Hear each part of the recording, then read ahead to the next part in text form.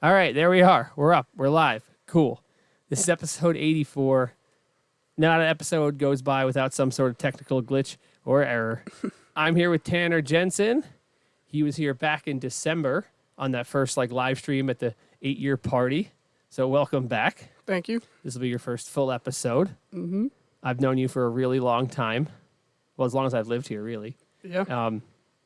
Before we kind of dive into who you are and what you've done, just why don't you give me your quick, who are you? Who am I? Relative to action sports. You don't gotta give me all this other stuff, but as far as BMX and Rochester goes, who are you? So I pretty much started riding a bike when I was 1 year old for my first Christmas. My dad got me a bike, or my parents got me a bike. So I was kind of riding before I can even remember really. I remember my dad's having people over and my cousins and stuff to build random jumps and crap. So that's kind of how it started, just at the house and building dirt jumps. And my dad's friend told him he should take me to Extremes. And I think that was my first legitimate skate park. Then rode mountain bikes for a while too. That was a big part of it. I grew up riding BMX bikes until I was maybe 9 or 10, and then I got a mountain bike. Oh my god, my camera just messed up again. Keep talking. What is going on today, dude? You got a bad connection or something going on.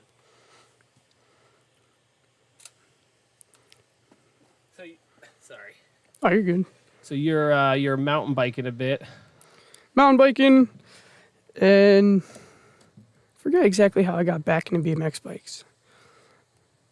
Oh, my buddy, I had my best friend in school. His dad, it was a Rochester police officer at the time. Okay. So he was up in the city all the time, and he somehow found out about kink, and he went there on one of his shifts, or after he got off his shift or something, went to the warehouse and tried to buy a bike, and they're we don't really sell bikes out of here. But he ended up buying a bike from him then, and for his son, which was my best friend at the time.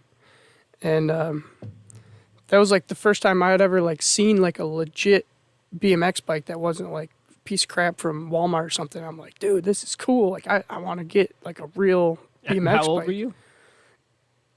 14, something like that. Okay. 13, 14.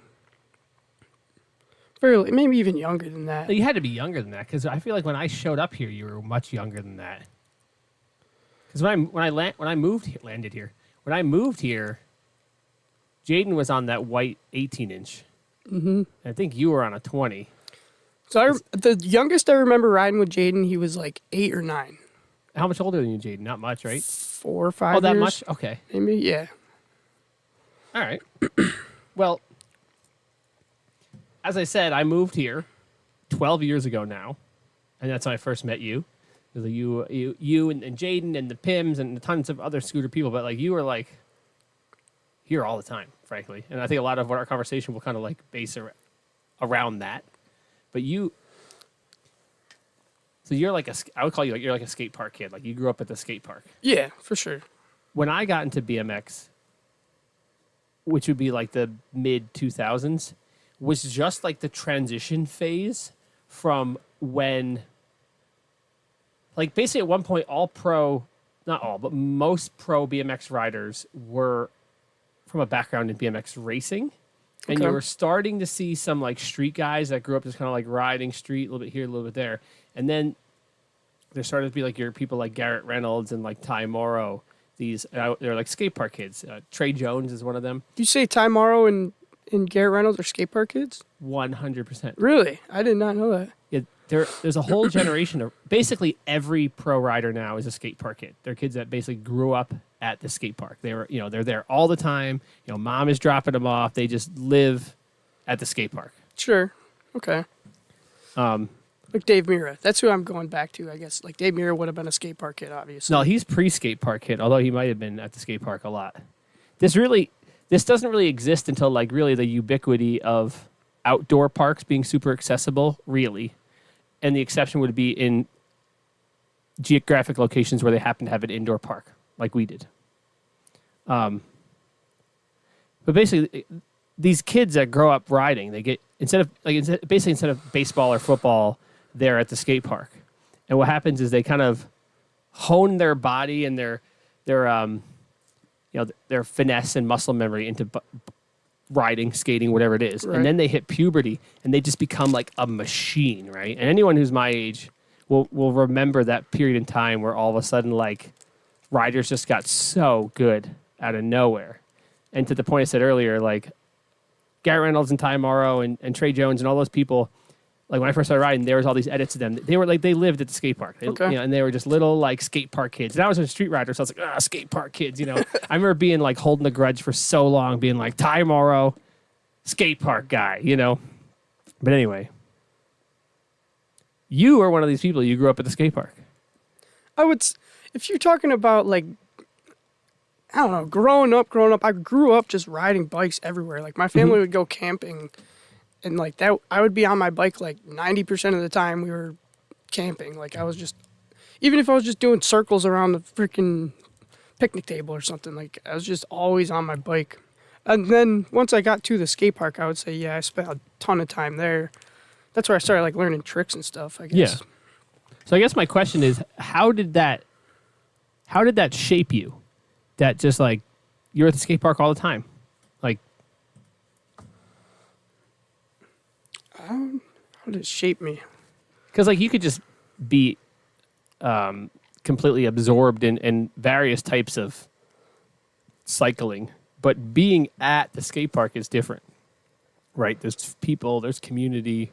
Mm-hmm. It's an environment that really does foster the progression of your skill set. Yeah, you have to like get better and able to be able to even like get around the park most of the time. Like that's a big part of it, is just like wanting to be able to enjoy everything at the skate park. So like you're kind of forced to just like learn it and do it, I guess. Yeah. Well, I'm sure you're lasting. Do you have lasting friendships from your early years at the skate park? I would say, yeah, I'm not very good on keeping up on friendships. Like I'm bad at making plans with people, doing stuff outside of riding. Like I've told some of the people that I've ridden with, like it's hard for me to like think of something to do other than riding. It sounds really goofy, but Yeah, I feel you. no, Well- I would definitely say probably like the most impressionable people, if that's the right word, that I've met have been through biking. Like they've made the most like impression on me, or like I feel like they've given me the best advice. Or Who would those people be? John Bechtold for sure. Okay. He's the first person that when I moved down to my mom's house, that was the first like place that I moved into, was with him in an apartment on Westfall, and that was just cool to live with another rider. That dude's an animal of a human, dude. Yeah. He's going back to school now for something, I think like marketing or something. I don't know. Yeah. I'm sure he'll be on here at some point in time. Oh, John's a really interesting guy. super interesting. Yeah, he's And he's one of those type of people where like we probably would have had a little bit different of a friendship if he wasn't so freaking just gung ho all the time, which is awesome for him. I'm not like angry about it. Like good for him. you guys seem kind of different in that regard, because you seem pretty like really chill. Yeah. I never thought I was really that lazy. I didn't say lazy. No, I'm saying about myself. Like I could do a whole lot more than I do. Okay. Well, everyone could do more. I meant more like you're just like, oh, you're just chill. John's like, I have this idea. I'm gonna go, and you're like, See, I want to do Yeah. I want to be motivated to do something Yeah. like that, but I just don't like. I don't have the motivation to go to school. I don't have the. I have a hard time like figuring out how to start something. Like once I'm doing it, I'll just freaking go with it. But for me to like sit here and like try to think of a business or like, I don't know, it's hard to explain. starting stuff is the most challenging part, really, for most people. It's the scariest part, and like the hardest thing is just getting up and going, really. Which is funny. I mean, you could almost go the other way, where John has started so many things, and then like all right, I'm bored, on to the next thing. And it's almost Yeah. like, dude, if you just stuck with one, like it probably would have killed it because he's really good at everything he does. Oh my gosh, yeah. He's never satisfied, and now I'm bored with it, on to the next thing, Mm-hmm. So obviously either one of these, maybe it's the amalgam, if you came together, you'd find a happy medium. Yeah, it was super cool living with him. All the projects he was always working on was like super interesting, like very out of the box, just like. His brother's been coming here and riding, and every time I'm like, where's John? He's like, dude, I texted him. Get him in here. Dude, I work with people that ride with his younger brother, and they're like, we don't even know he has an older brother. I'm like, it's because he works so much, and he's always doing stuff, dude. Like, that's why you don't even know. We'll get him in here sometime. Oh, you got to. Well, to kind of stick with this skate park kid theme, right? A lot of skate park kids, as I mentioned them, are just kids that just get dropped off, right? That's like a drop the kid off, leave, see you later, here's money for snacks, That wasn't the case with you. And a lot of people here with like the Pims and Jaden's dad and your dad. Your father seemed really involved and fairly passionate about riding and BMX in general. When I moved here, it seemed like he was like always here with you. It seemed like often your sister was here with you. Frankly, it seemed like your whole family was like there and involved, which is frankly rare these days. Your family and the Pims and Jaden's family, like you guys all made me feel like I was part of something bigger when I came here. Like I'm like, this is sick, like can you give me a minute and just reflect on like that familial involvement at least in those teenage years? Yeah. First I'll say my parents are divorced, so my mom is never like huge into it. She's kind of sort of into mountain biking. Like we just came back from Arkansas last week. Okay. And she rode her e-bike on the roads and stuff, but she's not so much into the trails. So it's always been me and my dad pretty much doing the bike thing. He's loved bikes too. Like he never did tricks and crap like that, but he's always had a bike. Like he took a bike to Maryland when he was like just out of high school because his parents like told him he couldn't go anywhere. So he's like, screw you, I'm going to buy a bike and just like ride. And he went to Maryland and came back. From here? Yeah. What? That's yeah, sick. He grew up in Victor. With like no money, he took like a tent and a knife. That's... It was just like, I'm gone. How old your dad? Right now he's probably 57. Oh, he's still pretty young. I'd say he's getting old, but I'm just thinking about my dad, and I kind of had that idea. Then I was like, wait a minute, I'm way older than you, so it doesn't really. Because my father, I don't even know. He was born in 53, so he'd be old. He'd be real old right now if he was alive. But he hitchhiked across the country when he was like 18 or 19 or something. wow. Yeah. Inspiring, dude. I wish I could just up and do something like that. We talked about this in other podcasts, I think, or maybe with a friend. I don't remember, but like I remember growing up and thinking my dad had such sick stories, and then I could never ever like live up to those stories. And then I was just doing my thing and traveling and riding street, and next thing you know, I'm sitting back here going, man, I have a lot of crazy stories. And I think like at the time it didn't seem like it, and I guess I kind of do. I didn't hitchhike across the country, but I slept on the streets in Baltimore. Did all kinds of crazy stuff. Yeah. Dude, my dad, I'm sure he was rebellious when he was younger, and He's rebellious now. Oh yeah, he still is, I guess, but I think I definitely have a little bit in me of that. Yeah. For sure. I don't know, I think he was just happy to be around and like see me grow up during that time, and happy I wasn't doing something stupid. I mean, obviously it was funny because he used to, when I grew up, he would like be like, oh, can you hit this to that or whatever? And I'm like, yeah, sure, I'll try that. It's cool. And then like eventually I started getting better, and he's like, can you jump like this to that? And I'm like, no, like hell no. Like, he's like, oh, all right, never mind.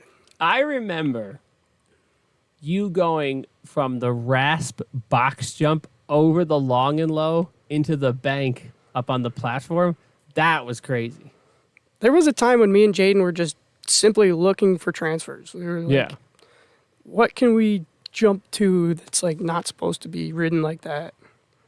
That was one of the best. It was so crazy times. when I moved here. You and Jaden were both so young, and you're both so good and like feeding off each other, and like to pair that with both your father and his father always being here, and I was just like, man, this Rochester, I mean, this is a positive scene up here, because in Jersey there was none of that. Although I will admit, when I was like 14, going to Incline Club in Jersey, Garrett Reynolds was always there, and his dad was always there with him before he passed away. So there was some people doing that, but I never recalled like dads hanging out at the skate park and chilling with their kids. And I think you got to have a certain like love for it. Like I forget what Jeff said to me one time about still riding bikes or something. I'm like, you got to be a little bit crazy to freaking ride little kids' bikes for this long and be happy about it. I mean, or to watch someone ride a little kid's bike for whatever. Like, you got to have a little passion for it, obviously. And you have to be able to laugh at it too, because at the end of the day, you're just riding a little kid's bike. Like that's funny. Yeah. And like I'm sure in the second half we're going to talk about like the more serious side of BMX and people getting too serious about it, and like, yeah, like bro, at the end of the day, like we're riding little kids' bikes. That's like, all it is, man. And like if you take it too seriously, it's I don't know. It takes the fun out of it. You know, like you laugh together, not at each other. I guess I don't know. I remember this one story with your dad, and I don't remember what the context was, but we were at Cranks, which is the bike park in Syracuse. I think it was Riley's 8th birthday, maybe? Something young, yeah. And your dad climbed into the rafters over the bowl. Mm-hmm. And I remember that story, and I remember being like, what the fuck is this guy doing? And for the life of me, I can't remember why he did it. I mean, what was stuck in the rafters? Riley got like an air balloon, like an airplane or something that like whizzed through the air. Oh, and that's he like let it off, and it like got stuck in the rafters, and he was like, like bummed out. And there was like a party space, like the room over, and there was like a hole, like a window you could look into the bowl, and he's like, I'll just climb over it and I get it. And I'm like, dude, this guy's crazy. My dad's always been a bit of a show off, so that was just a little moment of him like, oh, I could do this and save this kid's little toy and make everybody happy, like.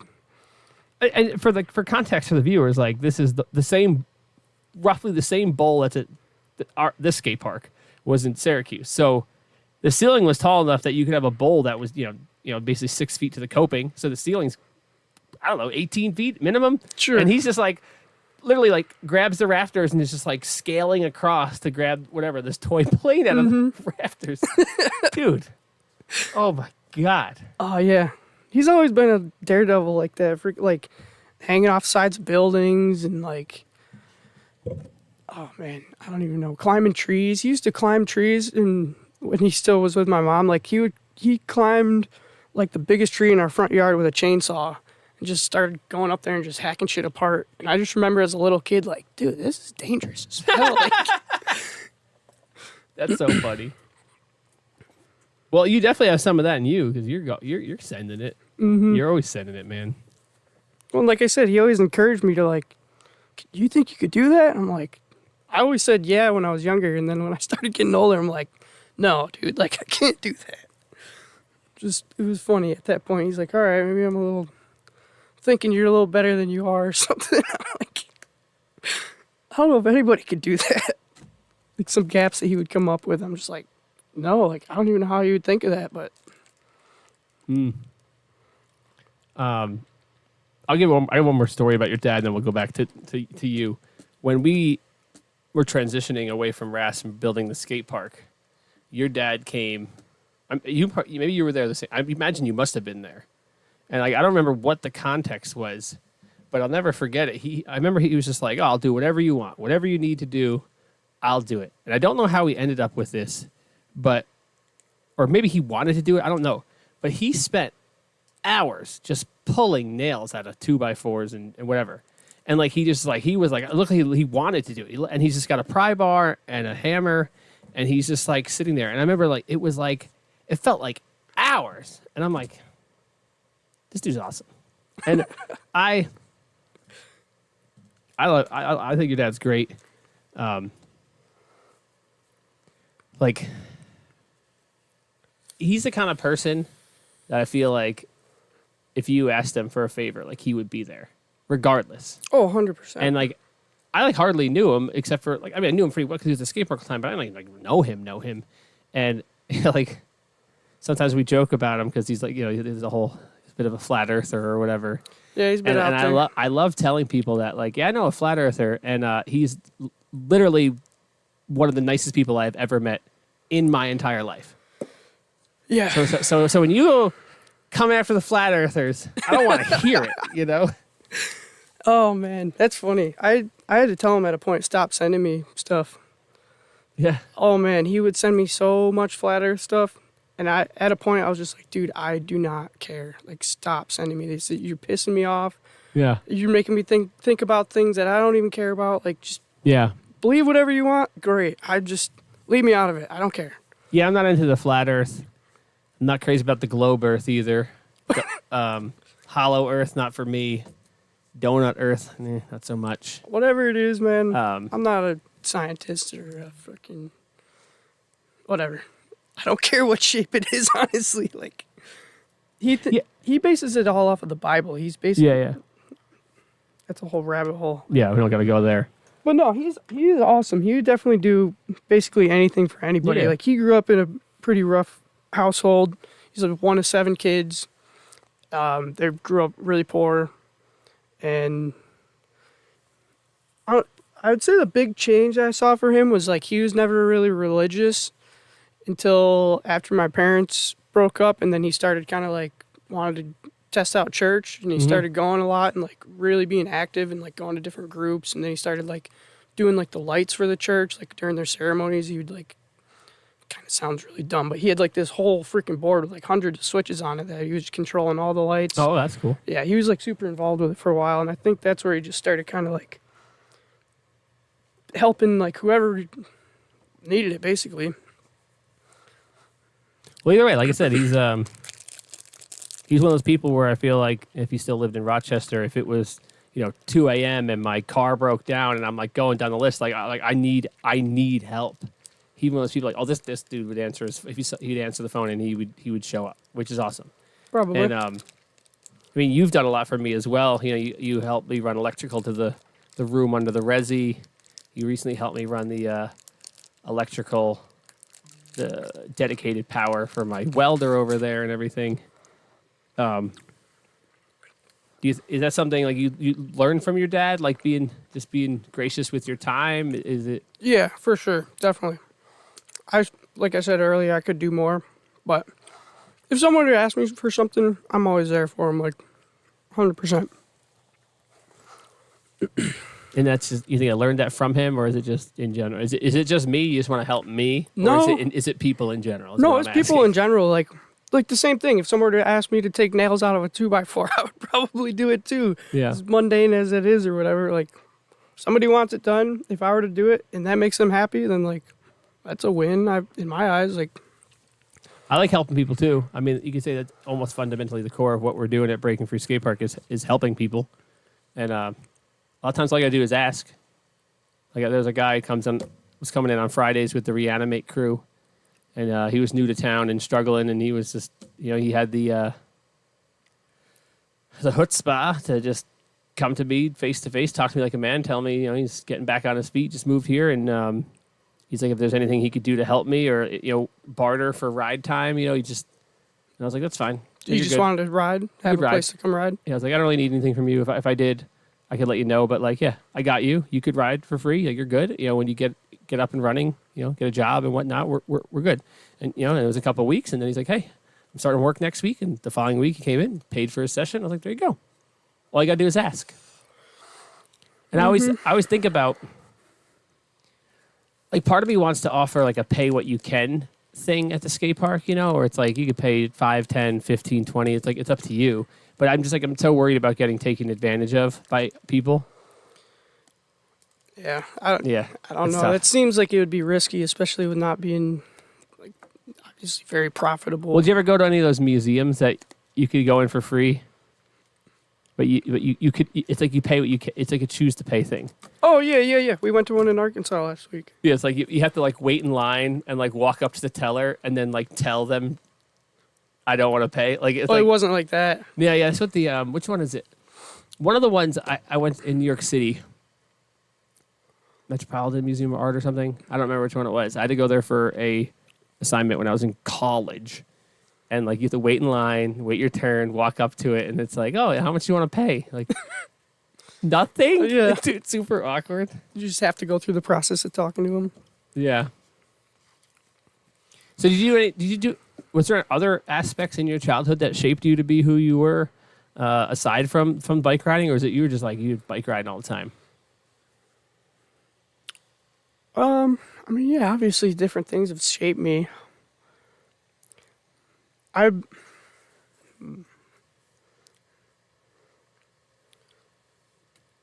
played soccer. A little bit of soccer, okay. Thought it was all right. I didn't really enjoy the whole team thing Yeah. or the coaches thing. yeah.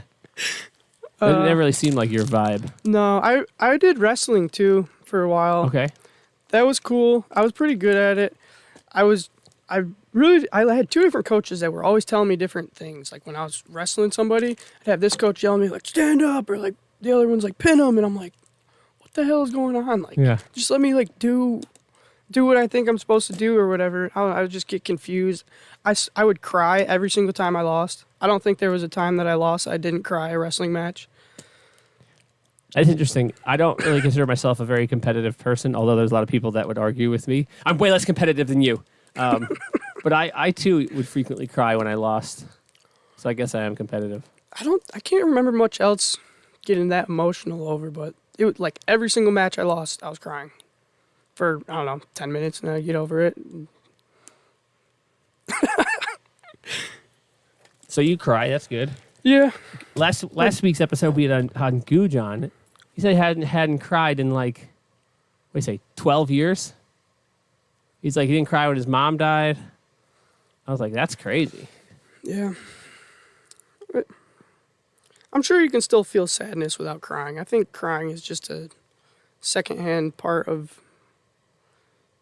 He said he gets more mad than sad. I'm the other way around. I get way more sad than mad. I'm not a mad kind of guy. I used to get really mad.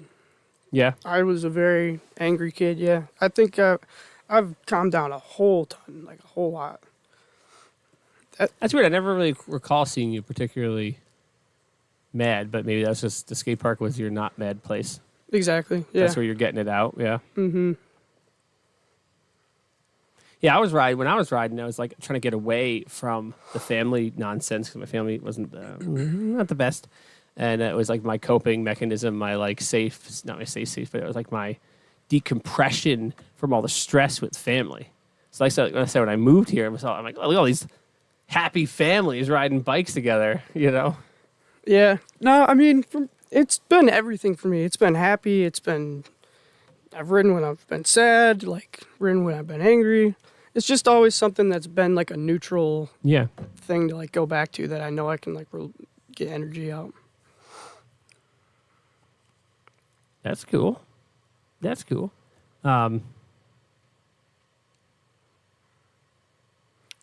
to like paint a little bit of picture of what you and your bike career was like. You're a sick rider for sure.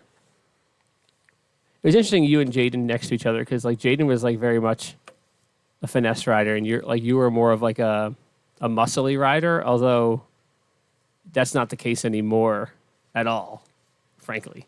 What do you think, Jaden's more muscly now? No, I think you're really smooth now. Okay. Well, and maybe like in the past, it was always comparing you to you and Jaden. Like Jaden would just kind of like float. Oh, he's always... And like you would do a truck, and you're 3 and hard, and you're like boom. Like it was like you and like I remember for like a little young teenager, like your forearms were like sick. I was like, this kid's fucking killing it, you know. And like, again, when you're being compared to Jaden, who like. That kid can jump a 6-foot box jump like it's a spine. Just pull up and coast. It's like everyone's going to look not smooth. Yeah, even now, I'm sure he's probably going higher than most of the riders out there on whatever he hits. But like now when you ride, you have an amazing fluidity to the way you ride. It's like you are like truly like one with your bicycle. And I've seen a lot of riders in my years. I've been around for a long time. And maybe this isn't the best comparison, but like Jake Petruchik had a similar thing where like it's just like very fluid, like very connected with the bike. It's just like very cool. I'm glad to hear that. especially now watching you because with the pegless stuff too, and just like man, literally everyone loves your riding. People are like, dude, I know. Tanner's here, and like just like the I way feel like I you don't ride, deserve it. and you like kind of like it's like you mess up your line, but then you somehow smooth it out. And it's like you look like you are just one with your bike, and like especially because of the whole brakeless thing, and it's just like man, the balance point. It's like it's just Dude, it's a thing of art. It's beautiful. I feel like the most fun way to ride your bike is like smooth as possible and like, or Not me. like barely hanging on, No, okay. Yeah. like fast I'm and neither of loose those and things. like. My style has definitely like waved over the years. Because you were Sendy for a while. Like when you and Jaden were going like on your ascent to being sick at riding, you guys were killing it. I remember we went to Joyride. We were filming Oh, wow. that video. Remember you like three whip? No, did you three whip the big box or did Jaden three whip the big box? I think I did. You three that box at Joyride. That thing is huge. I wouldn't even, frankly, wouldn't even jump it. I was like, God damn, these kids. Yeah. A lot of those tricks I've let go. I don't care about it anymore. Some of them aren't worth it, dude. No, they're not. They feel cool. They look cool. But Three whips are kind of scary. That bike coming around, kind of catch that crank arm, like a lot going on, a lot of bike to get tangled in. yeah. Now you're like nose press, manual, back wheel, kind of like floater tire slide, just like that. Like you're dancing on the edge of like traction and, Yes. and balance. It's just like that's like the finest nuance of biking. Word. Thank you. It's like I always say the manual 180 is one of the hardest and best tricks in BMX because it's just like you have to, it's got to be perfect. Like everyone knows, like if you don't do a manual 180 perfect, it's not going to work. Nope. Unless you have a free coaster, then you can kind of do a manual 90 and like fake it, and that's a whole lot of bullshit. Mm-hmm. But you're on a coaster, right? No, I Not have anymore? ridden a coaster. Dude, because the way you ride, the way you even like do tail taps, it doesn't even look like you're using the crank pressure. It looks like you are purely just balancing on that wheel. Like it's pure. It's beautiful. It's art. Thank you. Did that clip I posted today of that truck driver into the bowl? I was trying to find that clip maybe last year, and I was going crazy. And I was like, I know he did it. I know he did it. I know he did it. And like, I can't find the clip. I can't find the clip. That's legendary. That's up there, top 5 probably best things ever been done here. That's great. Sick. Dude, there's so much stuff that's been filmed of me now, but I've seen a couple videos recently where I'm like, I don't remember doing that. I remember that year at the bowl contest, you were popping off. It was crazy. I'm like, what is this kid on today? It was probably like, I was probably thinking like, yeah, this is probably like one of the last times I'm going to like go super Go ham. hard. So just send it like. I remember one time, you know, Angie Marino, she rides for Colt. Yeah, She's from blonde Buffalo. hair. Yeah, she was like eyeing up, just jumping that gap. What gap? Just the one you truck drivered. Oh, And I was just like, oh, Tanner truck drivered it. But you know, the bar's lower for you know, women, yeah, for sure. I guess. She's gnarly. She rides mountain bikes too. Yeah. Oh, there's more money there, frankly. Oh, yeah. Paris is sick.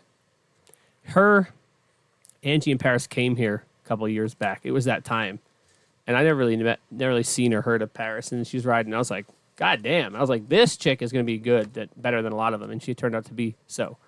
She came from kickboxing. So she, obviously was aggressive and a little more likely. To take risks or. Not like we want to go down this route, but like one of the things that kind of, for a while, held back, I didn't say held back, but almost willingly held back women in BMX is because like they were like maybe somewhere between half and 2/3 rider and somewhere between half and 2/3 like Instagram model, you know, like. And I'm not saying like I'm not trying to make it like Stereotype. misogynist or anything, but like it's frankly, if you were in that scenario, if you could get sponsorships and get to go on the trips and get the signature parts and whatever by just like acting a certain way and posting a certain way, that's a way smarter tactic than to like try to send the tricks that'll get you hurt, right? Yeah. Oh, And yeah. then and now that doesn't really fly anymore because the women in BMX have gotten so good that like now you have to push. And it's almost like she's like now like the older generation of women in BMX, and she kind of plays that role I think fairly well. But now he's like some of these girls coming up are really really good. Oh yeah. And like you got to be on your grind and you got to be learning those tricks and doing it because just being an Instagram model isn't going to fly anymore. Yeah. Especially with the Olympics on the table, like that's big money there. The whole thing is just so odd to me.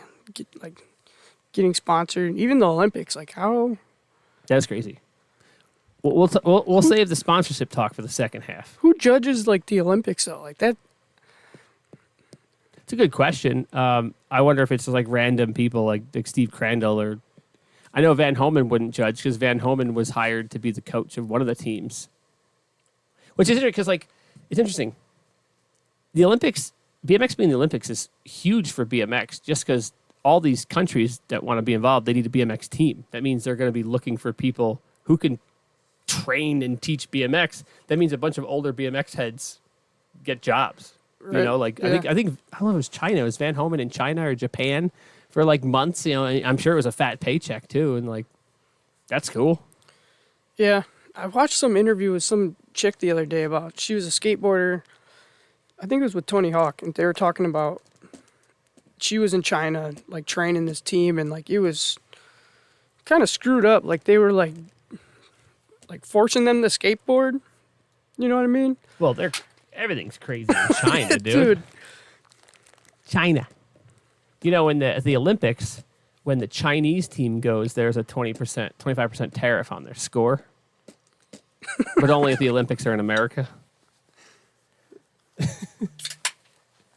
Did you do much contests? I feel like I would have known because I was in Rochester, so maybe most of the contests you did, I probably ran. But did you ever travel, like going to Canada or something to do any BMX contests? I did a contest at Woodward one year. I was not super great, and I think the classes were a little screwed up. I was with kids that were doing like backflip double bar spins, and I could like barely 360 the box.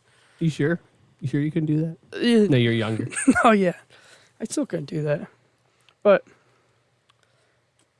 I think that's pretty much it. I was in a contest once, and I was on this particular day, and like my run was sick. You know, like, and yeah, I do mostly street stuff, so it wasn't like normal contest riding. But like I remember, I think I ice picked up across and down the ledge. I did like feeble up, Smith across, feeble down 180. I either 180'd or 3'd over this entire bank to flat. Like I was just like, of all the days to be dialed in, that was the day. I was like pumped. And I didn't score well. But then at the best trick contest, they had a 6-foot tall double coping spine.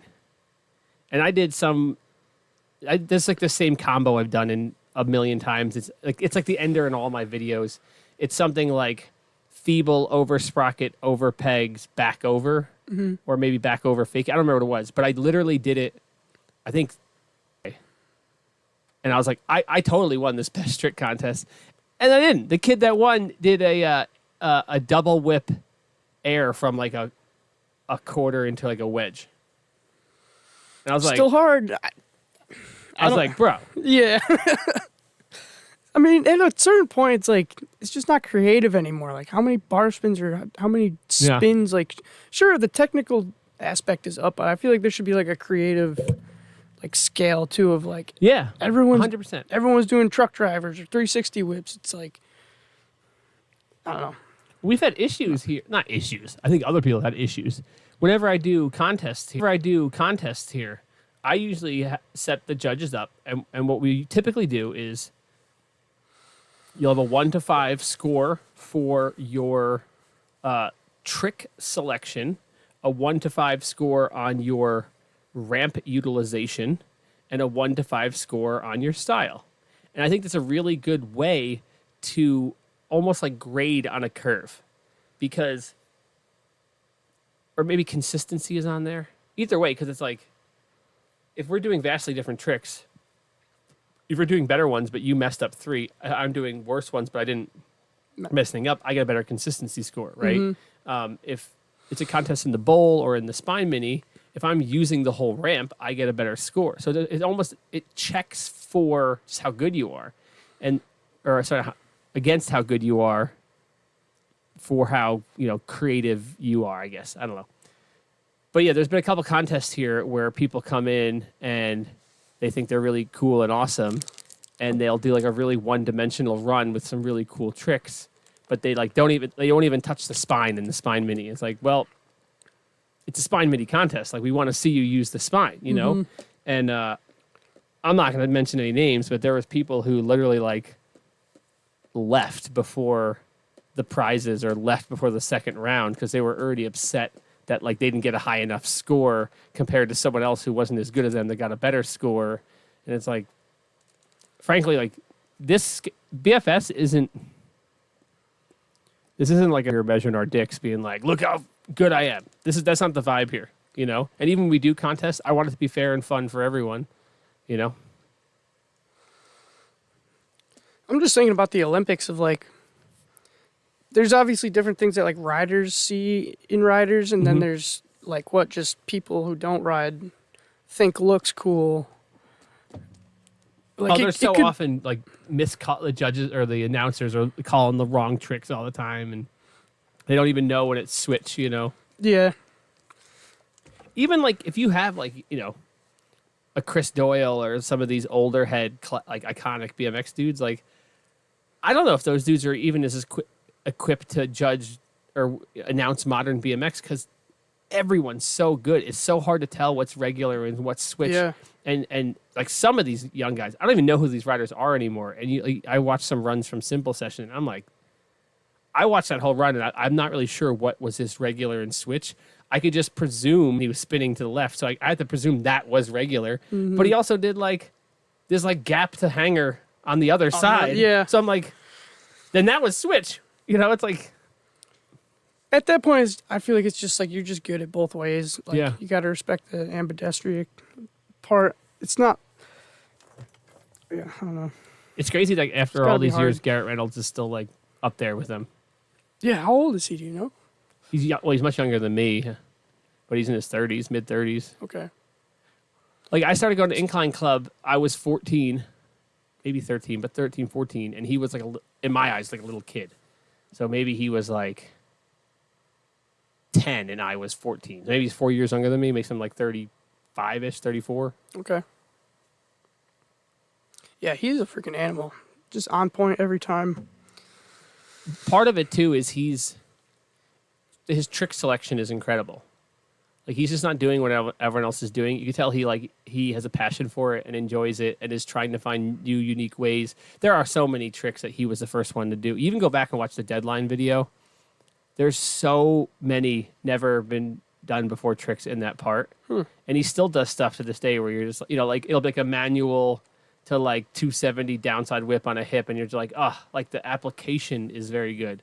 That's what I always liked in riding is it's trick selection, but it's also application, Like spot use. Like you said, some riders are trying to force particular tricks on particular setups to where some riders go, oh, look at this. Like this is asking for a trick that's like this, so I'm going to try to use it that way, And that's like I said, I like watching you ride because you seem to, and maybe it's a good combo. Maybe you ride this way because of BFS, or maybe BFS makes you ride this way. I don't know, but like this skate park is unique and weird because of my ramp building, and I'm always want to make things kind of like, oh well, if I do it a little bit like this, maybe someone will do that, and then like you're the kind of person I always see you doing some funky stuff, Dude, when you told me to bump jump over the back of the ledge into the spine, the other day, I was like, that is freaking cool. I never thought of that. Like I don't know how I never thought of that. Yeah, you could. It seems like you could do almost anything, and so I'm like, hey, I do that thing, Like little stuff, not like double backflips. Yeah. And well, you have a tremendous amount of bike control.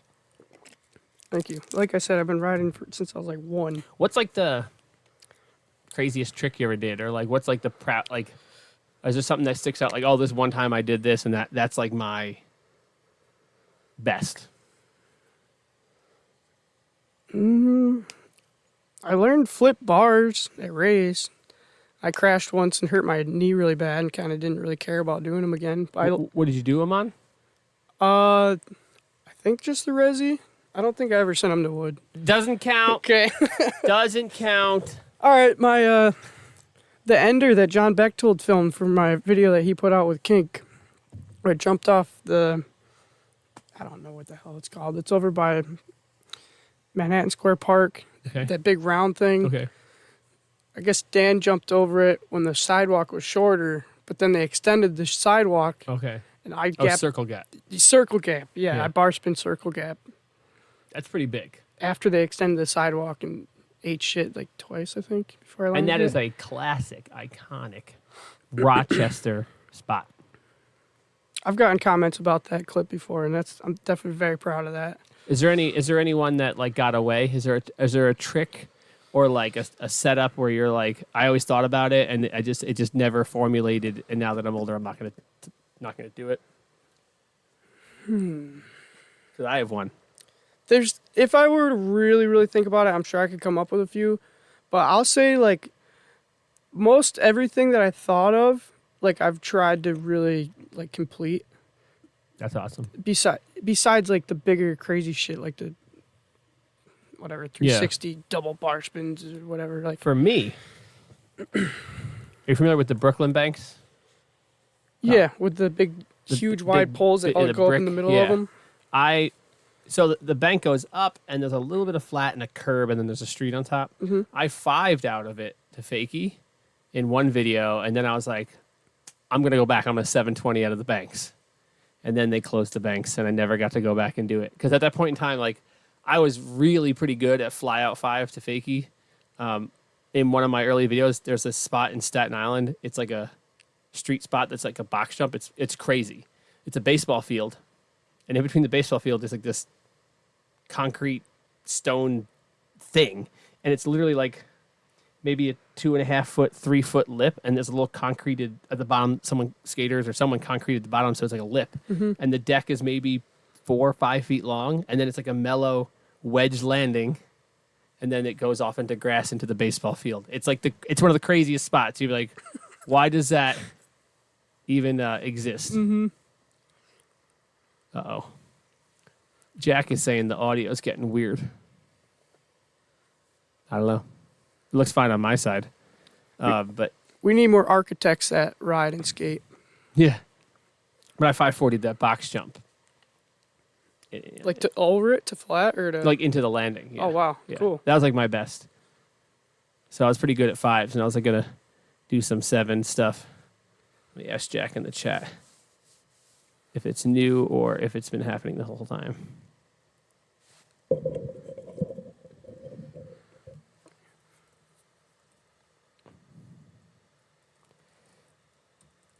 I record these, like I'm streaming it, but I also record it. So if there's technical issues, I can actually go back and I just basically make this one private, and then tomorrow morning I just upload the full length one. So there is a reserve policy. All right, anyway, let's believe it or not, we're like nearly an hour in already. Wow. So we're gonna do a little halfway point, and if you've listened to any of these podcasts, at the halfway point, we kind of talk about something that happened in the news this week. And it's funny because sometimes some people don't watch the news. Yeah, I don't really. So basically, I have 2 things lined up here, and you can. I'm gonna mention the first one. You can say we could talk about it. If you don't want to talk about it, we pass. But then you have to talk about the second thing. You don't know what it is until we talk about it, until I bring it up. Cool. And I since you don't listen to the news, I hear about it all the time, though, because I sell electrical shit to contractors, so all day long we just hear constant all right. Well, news stuff. last night, a congressman from New Jersey, Cory Booker, did the longest speech in congressional history, where he spoke for 26 hours. Why? About what? Do you want to talk about it? Sure. Why? Okay. Why would you do that? Hope it So, was about something good. so typically, this would be called a filibuster. But in this instance, it's not a filibuster. Him doing this? Yeah, a filibuster is when there's Congress has to vote to pass a bill or not pass a bill. And the filibuster is basically someone can talk so long that they get past the period of when they're allowed to vote on it, or everyone leaves or whatever. So typically the filibuster is like, maybe one party or the other, or even the point of the filibuster is for a minority to even have a say, because the system is built so that even a minority can have some tool, and that tool is the filibuster. So typically if there is one party who's like, I really don't want this bill to pass, I'm going to get up here and I'm going to talk for 12 hours until the issue's passed, right? Right. This wasn't even a filibuster. This guy just talked for 26 hours about how Trump is terrible and bad, and he's basically that for nearly 30 hours, set the record for the longest speech in Congress history. Isn't that crazy? Yeah. 26 That's hours. a long time. No bathroom break? Are you serious? I don't think so. I don't think you're allowed to walk away from the podium. I mean, that would make sense. You think he prepped, he had a diaper on, and he was going into it? You'd have to. All I can think of is if you're talking for 26 hours, there's got to be a good portion of that is just fucking nonsense or very not thought out. Like just Well, everything is recorded. It's all live streamed. That's funny. I'll actually tell you this.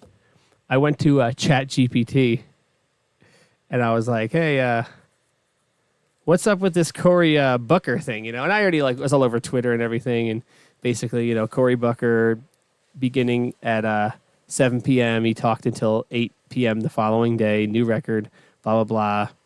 Okay, said this. Here's a bunch of links to stories. Okay, then I asked ChatGPT, I say, did he accomplish anything? ChatGPT, not really, at least not in terms of an immediate legislative impact. Booker's marathon speech was more of a symbolic protest than a move that would have some sort of direct consequences. He wasn't trying to block a vote or change a policy or any sort of concession in mind, although he did succeed in drawing attention to the issues he raised, such as concerns about democracy, consumer protections, veteran affairs. So this dude talked for nearly 30 hours.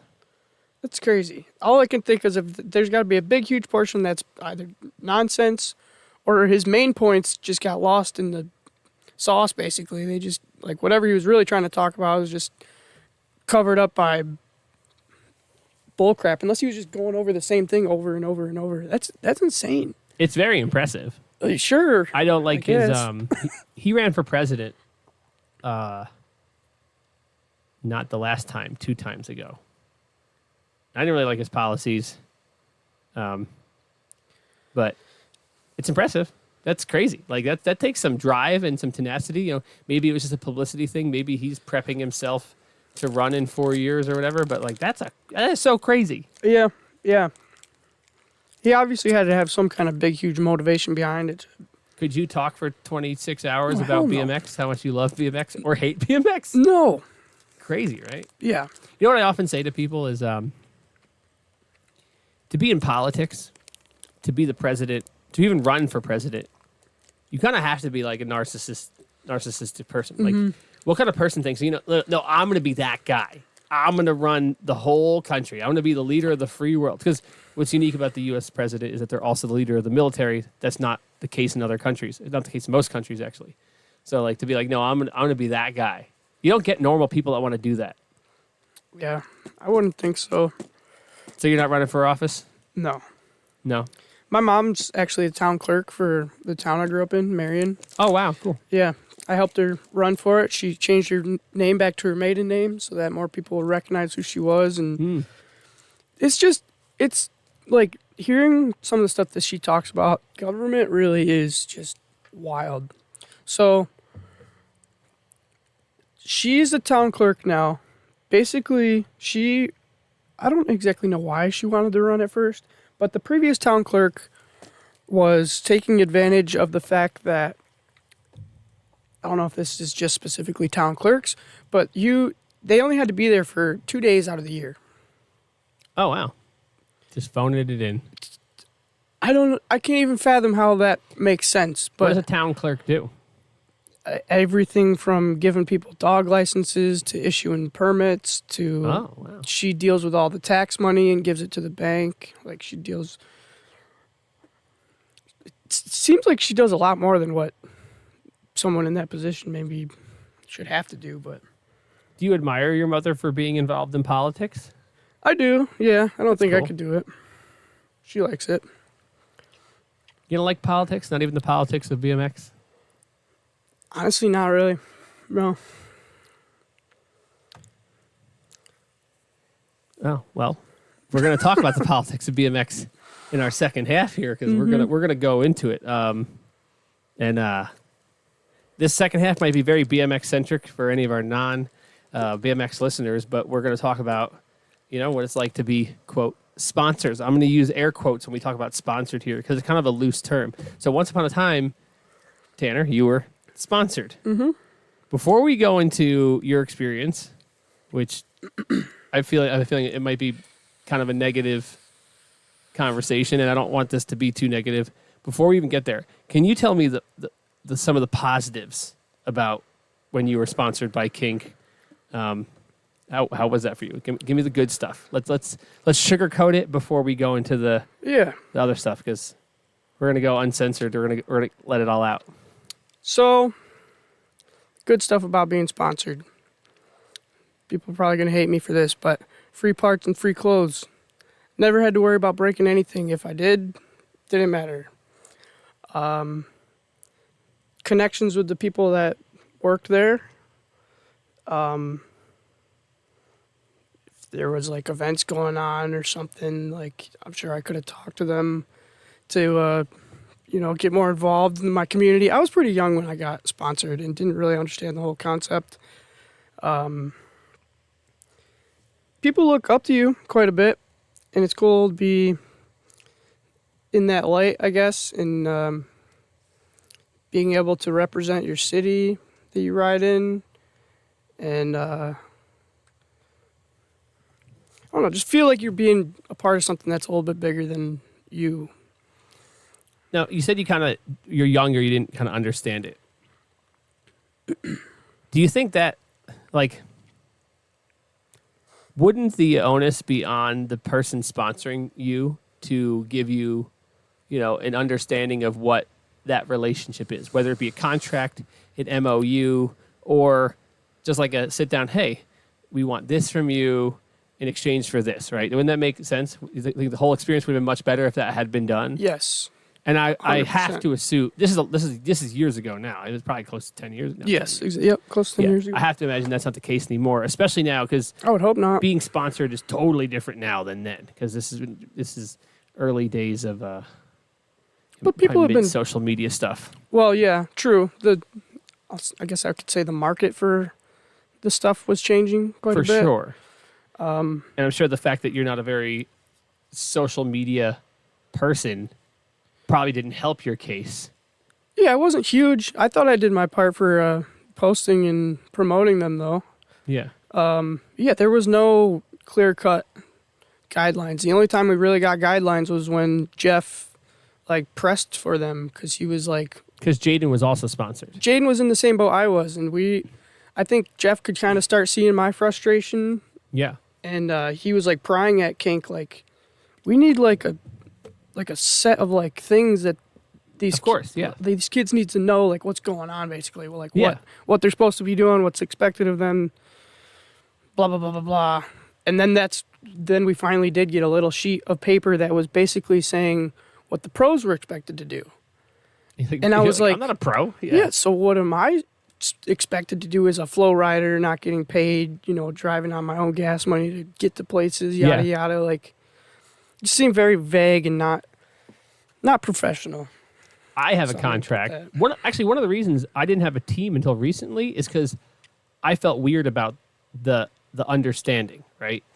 And I have a team charter document I made years ago. And it wasn't until this year I started to have a team. And I have a document. Everyone that gets on the team, they sign it. It's a 1 year term or 1 calendar year term. And it's this is what I expect from you. this is what you get from me. And it's like, that's it, you know? Mm-hmm. And at least then, right, if everyone I sponsor are people I already love that already support me. So, like, I'm not really going out on a limb here with sponsoring people because they're already, like, people we support each other. So, but if I sponsored someone more out there and things were going not great and they were not representing the brand well, I would be like, listen, you know, this is what the document says. You're not doing it. Right. And There'd almost be like a warning. Yeah, and you were sponsored by, you know, probably top 5 biggest BMX company out there, and they didn't even give you any sort of like, hey, this is what we want from you. Yeah. And like you're just setting someone up for failure in that instance, you know? Yeah. And I don't know if maybe it was because of the whole marketing thing that they weren't sure exactly how to tell us what to do. But they had to have had some idea. I mean, people, like what I was going to say earlier, is people have been sponsored for quite a long time by that time. Like they've had pro riders for many years that I'm sure they have had some kind of expectation. To devil's advocate here, this was around the time BMX, we were in the middle of what I call the decentralization of action sports, and things were really changing. When I got into riding in the early 2000s, it was like the brands would find these cool riders and then go, whoa, BMX World, look at this guy. You know, here's a photo in the magazine, here's a video part, right? Now it's completely the opposite. Now the brands expect the riders to have their own following, their own YouTube channel, their own like basically they want them to do all the work up front. And now the brand wants to hook you up because they want to access your followers. They want to get to the followers you've already pulled in. Right? So if you have, you know, 100,000 followers or 50,000 followers or 20,000 followers on Instagram, Kink goes, oh, I sponsored this kid. If we could sell, you know, a pair of handlebars to, you know, 5% of his 20,000 followers, that's a lot of handlebars, right? Which is completely the opposite. So now there are contracts, there are social media obligations, there are, you know, this is the hashtag, this is how many posts, this is blah, blah, blah. When you did it, they gave you nothing, you know, like at all, you know, so that relationship came to an end. Did they tell you, did they give you reasons as to why they weren't going to go forward with sponsoring you? How did that relationship end? It was New Year's Day. I forget what year it was. First day of the year, okay. First day of the year, Jay texts me, hey, Happy New Year and all that. Literally, Happy New Year and all that. Sorry, the rest of it isn't exactly the word, but hey, we're moving on and not keeping you on the team basically for starting now, basically, like you're done. And the last time I had probably talked to him was when we went on the trip to Boston. We went on a trip to Boston, the only trip I ever went on him with. And I was just like, nice to hear from you. Like, I haven't heard from you in probably 6 months or more. Like, and then you just hit me up New Year's Day and tell me I'm not on the team anymore. Like, this just seems really whack. How long were you on the team? And were you on the team, or were they hooking you up? Was there ever like a definition of what you were getting? I was on the flow team. You were on the flow team. You were on the website. Yep. Listed as a flow team. Okay. Yep. I think like a couple of years, like maybe 2, maybe a little bit longer than that. And in that time, there was one trip that King brought you on. Yes. Okay. Yeah, we went to Boston. And so they never gave you any sort of specific expectations, nor did they let you know why it was the contract had ended. No. There was no contract. Why they were going to, just like, hey, we're just going to go a different direction. Yeah. Or whatever. And so, to their defense, I blew up immediately. I remember that. I freaked out.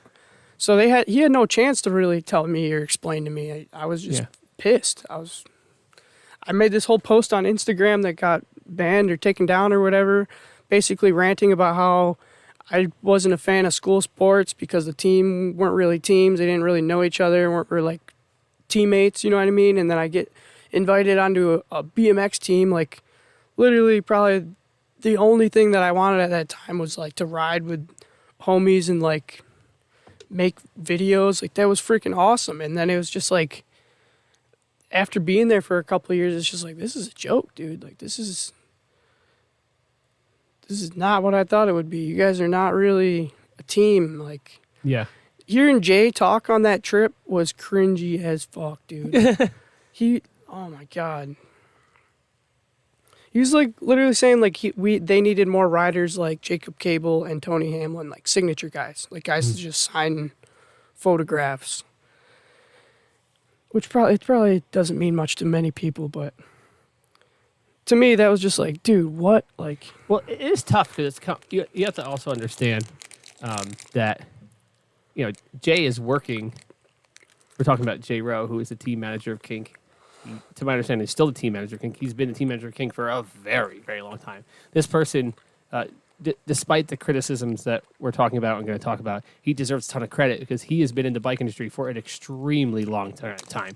He might be like the longest running team manager in BMX, period, But yeah, he is a boss, above him, which would probably be the brand manager, and then there's the owner. So like, maybe they're like, okay, well, you only get this many positions. I don't know. I'm just speculating, like playing devil's advocate. No here, idea. But you think I have to imagine maybe after the fact they would have taken your blow up into consideration. Like maybe we need a more of a contract here or something.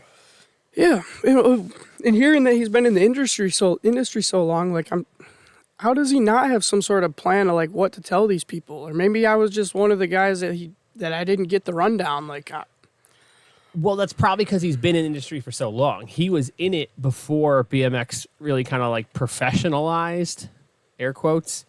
It used to be very much like handshake agreements, not very clear, and you like transitioned into like a more professional way. And part of that was actually, to bring him back in, Jaden's dad, his company, worked with Kink to help them, refine their processes and all these things. So he is part of the old guard of BMX and running things more of like I said, verbal agreement, handshake agreement, which isn't the case anymore. It really should have never been, frankly, because business is business. What I thought was odd, which I thought about a couple days ago when you gave me this outline, was he called me randomly. I was in my bedroom, still in high school. I just get this random phone call, like, hey, he's like, hey, it's Jay Rowe, like team manager at Kink. We're thinking about like putting you on the team, and I'm just like freaking out. Like, that had to be so freaking yeah, cool. like how did you get my number? People Like, dream about that, yeah. But then like thinking back about it, like these last couple of days, like I never even talked to that dude. I never had a single conversation before that phone call. Like I didn't know this person. Mm-hmm. How do you know me? And like I'm sure it's just word of mouth and people talking and stuff. But it's like I literally never had a conversation with this dude before he put me on the team. Mm. And then to further that, never gave me information when I was on the team. Like, it was just a very vague, like, did not know what was going on, like, any of the time. He's basically told me, like, yeah, just, like, you're going to have to come by the warehouse sometime and build a bike and then take pictures. And then that was, like, it. This is like an interesting conversation because most people, regardless of the sport, people don't talk about this stuff. And it's kind of cool to talk about it with you because I know you're just gonna air it out. Yeah. And like I have to still be a little reserved here because I have a working relationship with Kink and Blackout, and we have our own history that I'm not going to get into here, and that I've tried to put behind me and us multiple times, and it still kind of drags along because of dumb. It's just little kids' bikes, as we said earlier. But yeah, Kink's great. I'll say Kink's great. Zach is great. I like Zach. I really only ever had one or two conversations with him too, but dude, the parts are amazing. I always loved all the clothing designs, all their events and stuff that they've done were always really cool. The only problem I ever had was with Jay, and I think it was just from literally lack of communication. Just shitty. I would echo a similar sentiment, but I don't want to elaborate on it. A lot of people do say stuff about Zach, and I always tell them, listen, Zach's had Kink since '94. Like, not a lot of bike companies have done that. In 2010, BMX took a big crash. A lot of companies didn't make it, and Kink stayed around. And then post-COVID, a lot of companies are struggling, and I hear plenty of rumors that even Kink has their own troubles, but it seems like they're keeping it together, and they have the ability to ebb and flow and scale back, and they've. I mean, Roman doesn't work there anymore. He got laid off recently. Oh, but like so clearly, like Zach's not afraid to make big moves to just try to keep it alive. So he does deserve a lot of credit. You have to imagine like. People think about Kink, or even some of these skate brands. You think like there's these huge companies, and really, it's like you have Zach, who's the owner of Kink, has been so from the beginning. Below him is Matt Antis. He's the brand manager, so he's doing a little bit of everything, right? And he's been there for a really, really long time, right? And then there's Jay, and then you had a sales manager who have been a few people over the years. Roman, who just is no longer there, he was the sales manager. And then there's a few people in the warehouse and a couple sales reps. Like that's it. Like you think it's this huge company, and they are moving a lot of product and selling a lot of bikes and doing, presumably some sort of millions of dollars of sales. I would guess, but it's like 10 people, 8 people, 12 people. Yeah, and it's even scaled up. When I moved here, Kink was maybe like 5 people. It's crazy, Yeah, it's definitely an interesting kind of scenario going on there. Like when I joined them, I kind of thought just because of how small they were, it would be a very tight-knit, like everybody's talking all the time, like brainstorming constantly. That's what I figured a team would be, is like, all right, we all get together and brainstorm for like all the time pretty much. You know what I mean? For what we're doing. And it was just like wasn't like that at all. Which is, I don't know how it goes for other companies and stuff, yeah, but it's tough. I think there's more of a separation than you would think in BMX brands between like the sales department and the designing the bike parts and the trips and stuff and all that. And then that all has to be relative to budgeting, which is, you don't think, when you think about BMX brands, you think about like what Jay does as the team manager, how many people he sponsors, what trips they take, who gets signature parts. Like I have to imagine that every year there's some sort of budget, like, oh, okay, like when Kink picked up Nathan Williams, I'm sure that was a fat paycheck. Yeah. They probably had to allocate that money from somewhere. They had to let someone go. I don't know, but people, it's real easy to look at like the videos and the brands and just separate it from the fact that that's a business right back there. They're it's money in, money out. And if they're not selling, look at BMX right now, sales have plummeted and companies are really struggling. Not surprised when you see a lot of riders, no, not pro anymore. Like, not getting that paycheck because they can't afford to give you that paycheck. Money doesn't come out of thin air. I wasn't getting any money. Yeah. If I can give my 2 cents here, which I can because it's my show, I always thought or suspected that when Kink hooked you and Jaden up, that they were more of a defensive sponsorship than an offensive sponsorship. For having us? Yeah, basically, I think Kink was like, and I would imagine many other brands would do this wherever they're geographically located. They don't want another brand to come into their city, their town, their area, their region of that particular state and hook up a bunch of their riders, right? They don't like imagine, we're in Rochester, Kink's in Rochester. You could throw a baseball and almost hit Kink from here, right? Mm-hmm. Imagine Fit comes in, Colt comes in, another BMX brand comes in, and they're like, oh, we're going to sponsor the 3 best kids right in Kink's back door, right in Kink's backyard, right? That they don't want that. So I suspected that Kink is like, oh, we're going to hook these kids up to kind of like protect ourselves so someone else doesn't. And I would support that argument by the fact that the way you and Jaden rode was not congruent at all with what the Kink team was doing and how those guys rode and what they did. Like, it almost didn't make sense. Although I think later on they made it work with Jaden, went on a trip or 2 with them. But I'll go back and say there's a lot of stuff I didn't understand. On that Boston trip too, they were talking about, I don't know if it was for that video. I think it was for that video we were shooting Intervention. Mm-hmm. Like, I don't know whose decision it was, but Jay was talking about, like, they wanted to have, like, strictly street clips. And I'm, like, thinking, like, in the back of the van, like, all right, you have, like, Chris Doyle on your team still, and, like, you're not just going to let him ride, like, what he wants to ride, like, everything? Yeah. You're gonna like limit them, like telling your riders, like, okay, we're doing a street video. I don't know. Yeah. Also, like I said, J-Ro has been in the industry for a really long time, and he has a lot of accolades, you could say, with intervention and safety first and all these kink videos. So, like, I think you have a great point, but he has multiple legs to stand on as well, So you think it was mostly Jay's decision for like? Well, yeah, for sure. He's the team manager. It's probably, and then Daryl was probably doing the filming, right? Yep. And so he was the video. So it would basically be those two guys having the conversations of how we want to do it. I mean, it's possible going above that, the brand manager might, but I would think it wouldn't be the case because the brand manager is focusing everything, basically everything outside of the team. I know specifically because I know Matt, he's my landlord actually. He's doing a lot of work with the complete bikes. So like if you're trying to sell complete bikes to little kids, making an all street video, I don't think really makes a lot of sense. So I don't think that's would come from above Jay. I think it really between the team manager and the video producer. This is the video we want to make. And that's Jay's job. His job as the team manager is to find riders, sponsor riders, and promote the brand through the riders. And I think he's, as much as him and I have had our differenences, I mean, it would be hard to argue that he hasn't done a good job. Oh, yeah. I mean, And plenty of people don't like Jay. A lot of people, like I said, people come in, they'll talk to me that they don't like Zach or they don't like Jay.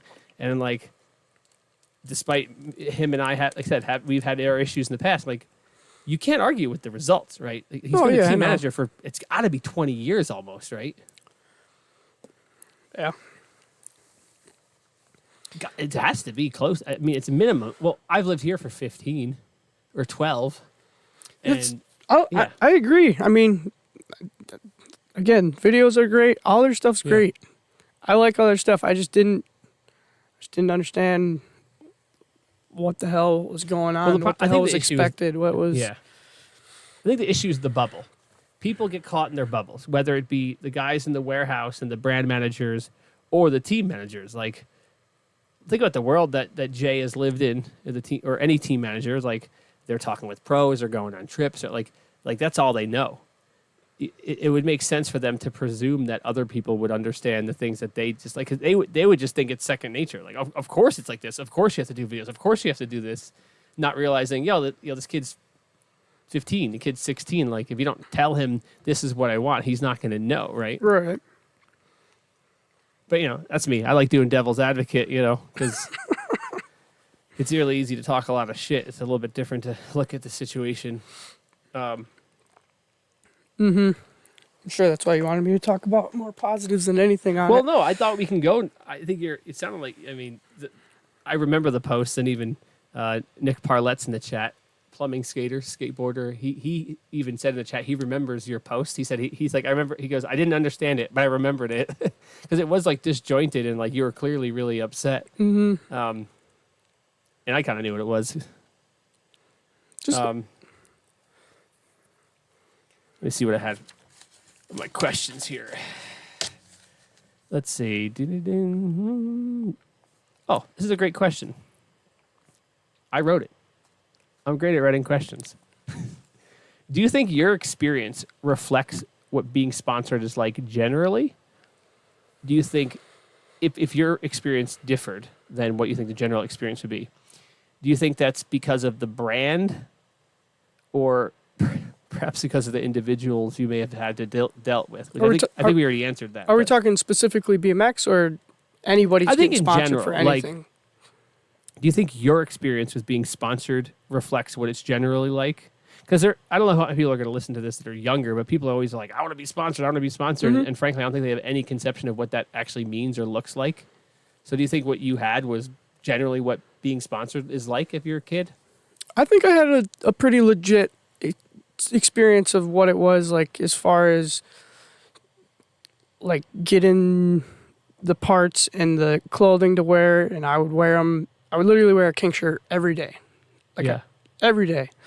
And I thought it was awesome. Just like riding for this company that picked me up, wearing their T-shirts, like talking good about them. Like I'm a good rider. People like my riding. I like saying that I ride for a company. Like it felt very legit. And then all of a sudden it was just like poof, like gone. I'm just like, what the fuck was that? Like what were those 2 years where I thought I was doing this, and then all of a sudden just poof, Yeah. and no communication. It's just like, what was that? But you like, think they treated you well? You thought it was like typical. You know, you get some shirts, you get some product, and Oh yeah. Yeah. Oh yeah. Every time I went in there, I would grab like only what I needed, and they're like, grab more, grab an extra set of bars, or you need like a couple sets of tires and stuff. I'm like, no, I don't. Like, I don't need I would extra have to parts. imagine it's not like that anymore. In addition to having more outline contracts, I'd have to imagine it's more of like a stipend, unless you're like pro. If you're pro, it's probably you get whatever the hell you want. But if you're flow, it's probably more like you get X amount of credit or whatever, or Budget, you know, yeah. yeah, and then probably parts based on approval. Hey, I broke this. You know, like the last thing you want is a sponsored dude to be like, hey, look at my bent kink bars. You know, like that looks bad, right? Yeah. No, it was great.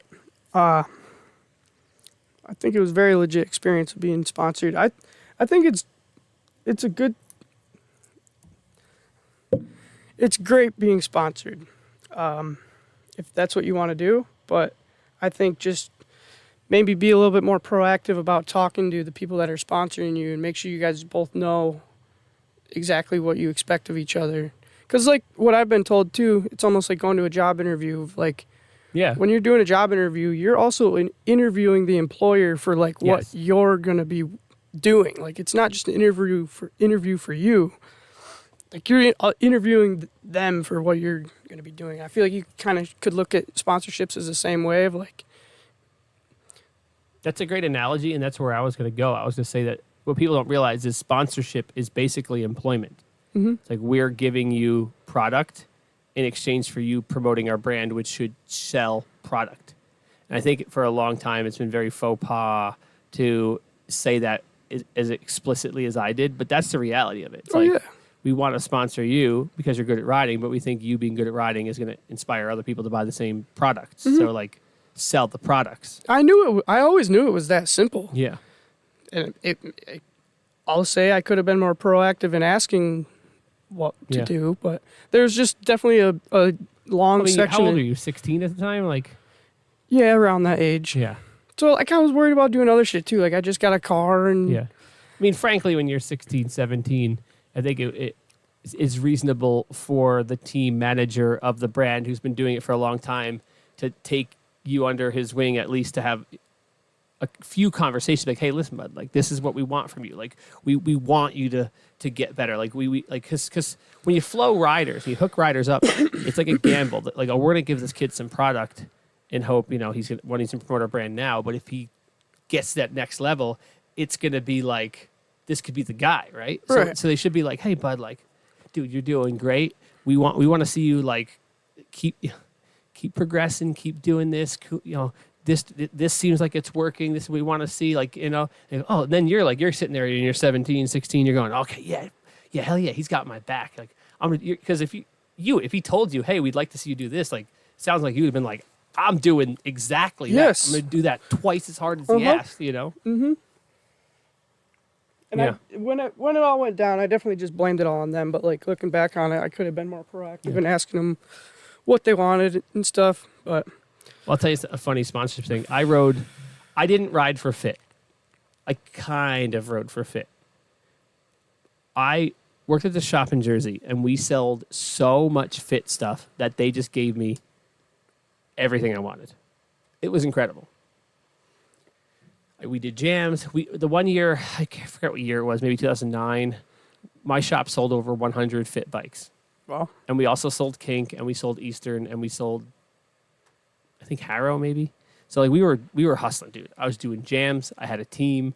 Like we did videos. Like I was doing all of it. And so my sales rep that worked for Kink, not a team manager or anything, just a sales rep, was like, I'll give you whatever you want.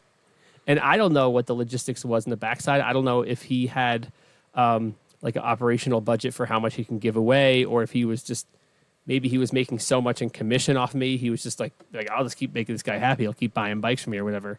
But I mean, like, hey, what do you need? frame, fork, bars, pegs, cranks, like everything. And then I moved here.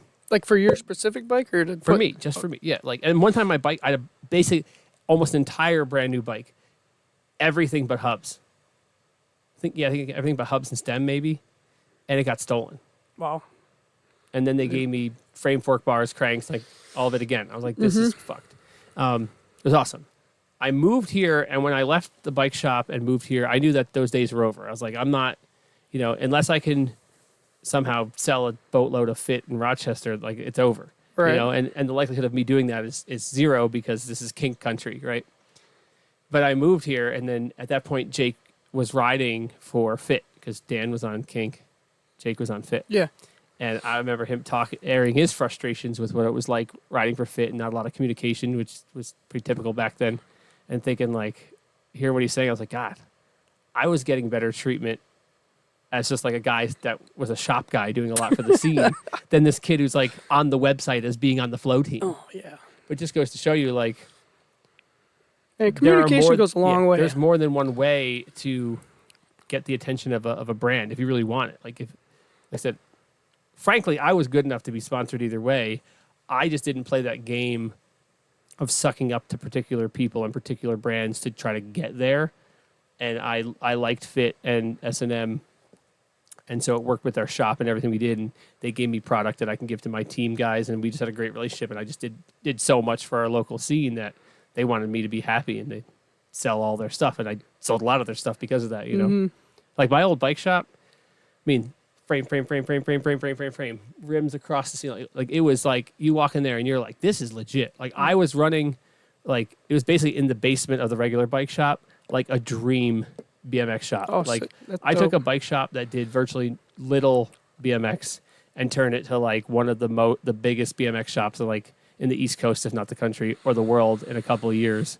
And they're still burning on the fumes of what I left behind 12 years later. Like, wow. They still use the Instagram account I made. They still use the logo I made for the brand. They still do the Halloween jam I started nearly 20 years ago.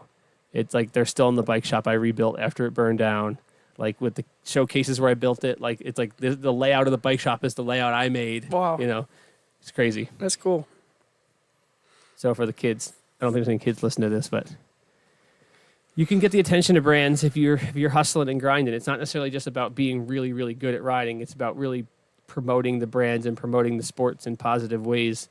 And if the brands think that you are a valuable tool to help promote their brand and sell their product, then they'll latch onto you for sure. Mm-hmm. And hopefully they give you a contract so you have a clear expectation of what they expect from you. Yeah. Which they didn't give to you. No. I'll say too that like it sucks the fun out of it. Going back to the just riding little kids' bikes. I could bring up the fact that I was invited to Monster Jam halftime shows. We don't got to go there. I got invited twice. Did you know I got invited a second time? Since then? And bailed on a second time? Oh, jeez. Well, let's save that thing for another show. Well, I just want to quickly say, shit like that takes the fun out of the sport, dude. Like, you're just riding your bike for fun and you want to be happy and have spectators have a good time. And then you have people that are in these industry positions that take all the fun out of it, dude. They just... Well, I did a whole... before this show transitioned to the live show, I just did me talking podcast. I did a whole one. I was like, you think you want to be sponsored. You don't want to be sponsored. And that's what I said. It's like, it sucks the life out of you. Like, frankly, when you're sponsored, they bought your opinion. So if let's say hypothetically, Kink didn't make really good bike cranks. They do. The Kink pillar cranks were some of the best cranks out there. Still riding. But say they didn't. If you ride for Kink and you know their cranks suck, but someone's like, I'm thinking about buying fit cranks, you got to be like, you got to bite your tongue and tell that voice in your brain to shut the up and tell them, no, you should buy the Kink cranks. They're great. Mm-hmm. Even though you know, like, they're not. Like, and that's one of the sad things about being sponsored is you have to, you're bought and sold and you have to lie. Sometimes you have to lie. But, hopefully the brand, most products are pretty good these days. That doesn't matter. Yeah. But, I never had a problem with any kink parts, really. I broke things, but I rode really you rode hard to sell, yeah. Well, as we were talking about, you had a little sour taste in your mouth, and It's kind of gone away a little bit. that's great. It's a little For a less while there, it seemed like you didn't even want to ride 20-inch. You were riding like a 26-inch bike. Was that because of like the sour taste that was in your mouth from the BMX, or were you just like, I want to go back to the mountain bike stuff. I want to try something different. Was it just something new was exciting to you? It was a little bit of both. Is because I rode mountain bikes for a while too. So I have been on bigger bikes before. It's not like I just strictly rode BMX bikes. And after that, there was definitely a period after that where I was just like, I don't care about ever getting sponsored again. I don't care about making people happy. Like, I'll ride if I want to ride, but I started getting into doing wheelies on 26-inch bikes. I hate the wheelie bike shit. Dude, it's hard as hell. No, it's not. I'll disagree with you. Well, I'll take your word on that because you could do crazy bike tricks and I really can't. But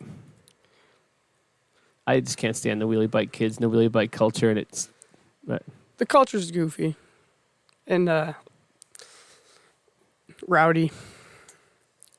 those kids come in here and it's like a problem. But Yeah. No, I'm not a part of them whatsoever. I just think the tricks are cool and they're very difficult. You know, I guess the question was, did you get into those other forms of cycling because of the sour taste in your mouth from being sponsored, or was it just normal curiosity and progression into trying other stuff? yeah, not even progression, just kind of just going back to riding bigger bikes. And it certainly seems like in the last maybe year, you've really come back around to the 20-inch. Yes, Yeah. no? Through the winter, I would say. 'Cause I've seen you a lot more this winter than I have in quite a while. This winter, yeah, I just kind of pushed myself to like just do it again. Yeah. I didn't really do it much in the summer. Like every couple weeks, I might go to the park once, but I don't know. Just wasn't really feeling it.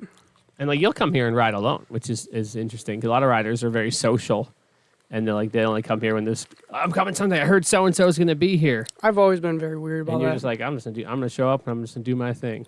I've always been weird about that. Yeah. I've tried to hit people up or talk to people before, and then like I felt bad because I didn't tell certain people I'd go, and then there'd be days where I'd tell a dozen people that I'm riding, and I'm like, this is fucking stupid. Why am I telling a dozen people I'm going to the skate park? Like, just go to the skate park. Yeah. And ride. Like, who cares?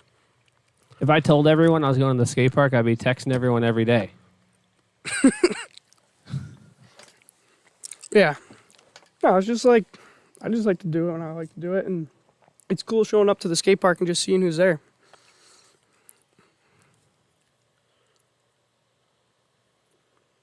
Cool. Well, I'm pretty satisfied with where we got today. Is there anything you want to add about your experiences sponsored before I give you a kind of my like final question here? No, I'll just say, if you want to be sponsored, go ahead and try to do it. I don't know how I got sponsored, but just make sure you communicate with the people that are sponsoring you, and I'm thinking everything should go fine. I will say you got sponsored because you're like stupid good on a bike. It blows my mind. I feel like I don't, like, people tell me that all the time. It's like, all right, like, I have really good bike control, yeah, but. That's literally the definition of being good at riding, is Okay. having good bike control. Okay. But like you go big too. Or at least you used to. Oh, yeah, I like jumps. I'll still hit huge shit on the mountain bike. Yeah, I don't do that jumping stuff. My last question here is more of a statement than a question, but there's a bit of a question at the end.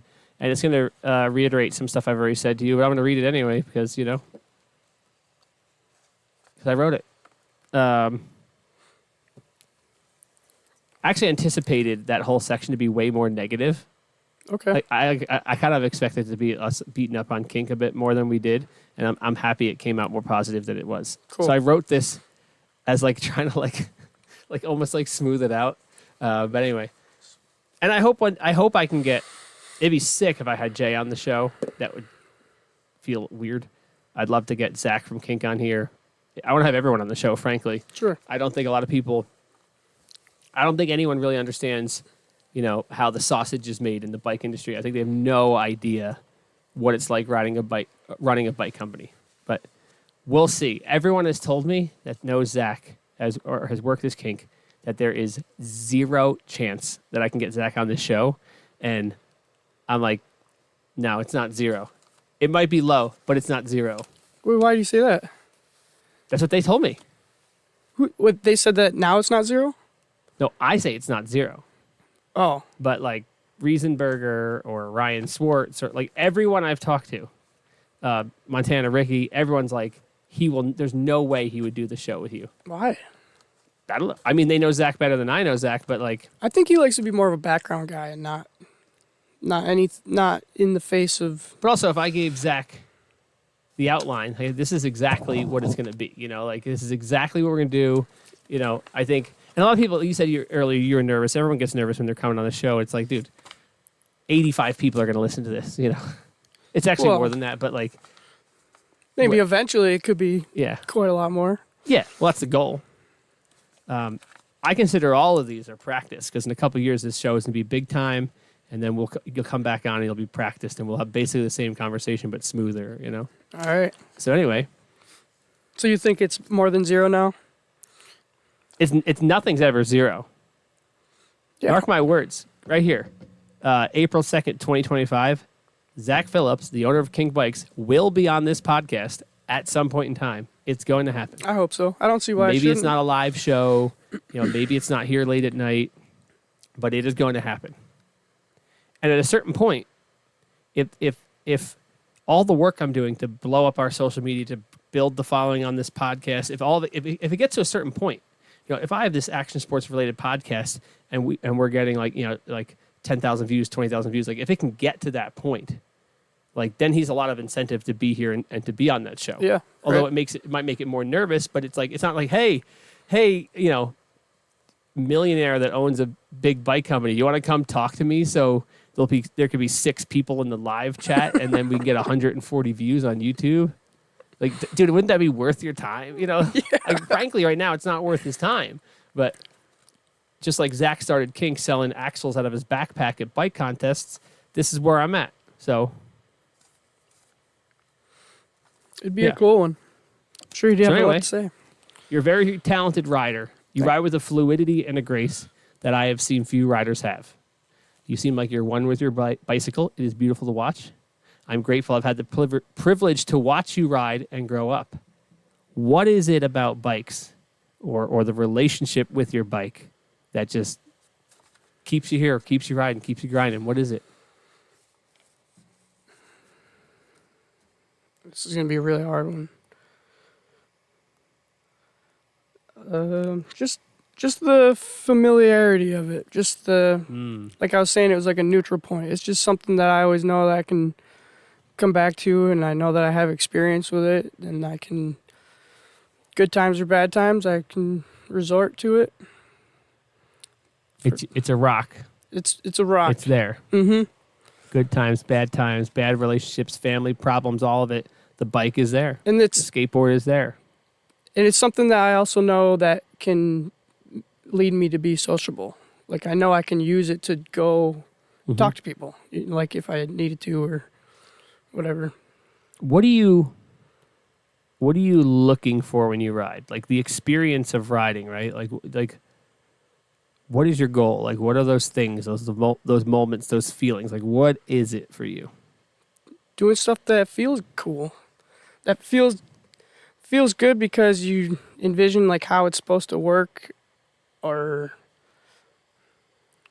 you just make it work. Like we were talking about, like losing traction, like skidding down a hill or something. Like you can expect what it's going to feel like. You lock up the brakes and then you're sliding, and you can just like manage all that. I don't know. It's just cool to like. So you're talking about you like that dancing on the edge of traction, and like I think it'll go this way. Let's see how it goes.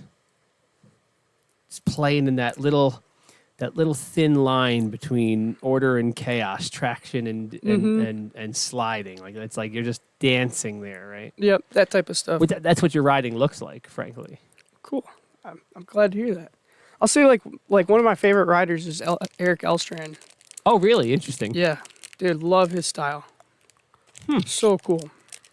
He's for those that don't know, he does all kinds of weird, quirky tricks. A lot of riders would be like, "Oh, screw that guy. He doesn't do real tricks. He does some very unique." He's the kind of guy that like he puts out an edit, and then all your non-riding friends are like, "Look how cool this is," and then a lot of riders are like, "That's not cool. Yeah, he's just spinning around on the pedal. It's dumb." Like Tate Roskelly. Yeah. Tate's even more so than that. Oh, I think Eric has more of like a legit, like I would say his tricks are a little bit harder than what. Oh, for sure, Tate does. for sure. Tate's Some of just the- like the trick shot guy of BMX. Yeah. Nah, Eric is cool, dude. Like the Dragon's Blood, that was like one of the first videos I ever saw of him. He's goofy as hell. He's like rolling upside down on the quarter pipe. Like he'll come up on the quarter pipe and like sit on his butt and then like roll over on his back. Yeah. That's so interesting you saying that, because like I just remember you being like 15 years old and doing 3 whips and truck drivers on gigantic box jumps, jumping huge trampers, and you're like, "Oh, I like this funny, goofy stuff." Uh-huh. That's interesting. It's cool. What's funny, I always loved Mike Aiken and Chase Hawk, and like I just ride flat ledges and flat rails. I could do turn downs. That's about it. But like, I love the idea of jumping hips and floating there and jumping big stuff. It's just it's not my thing.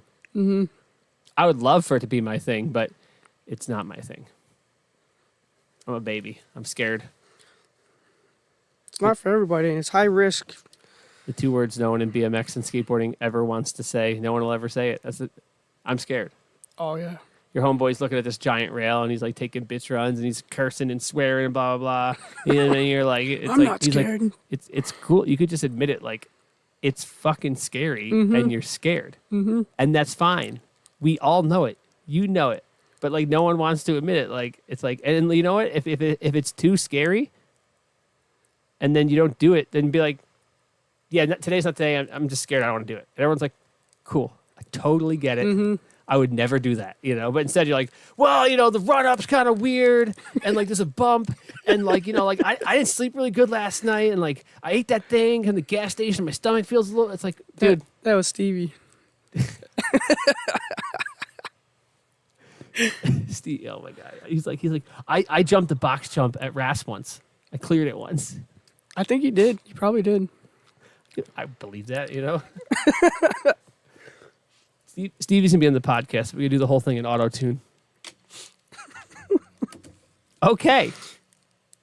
Do you have a message for the riders, for the little kids, for the parents of riders, for the viewers, for like, is there a message you would like to give people with your opportunity to speak to the 12 people that are going to watch this?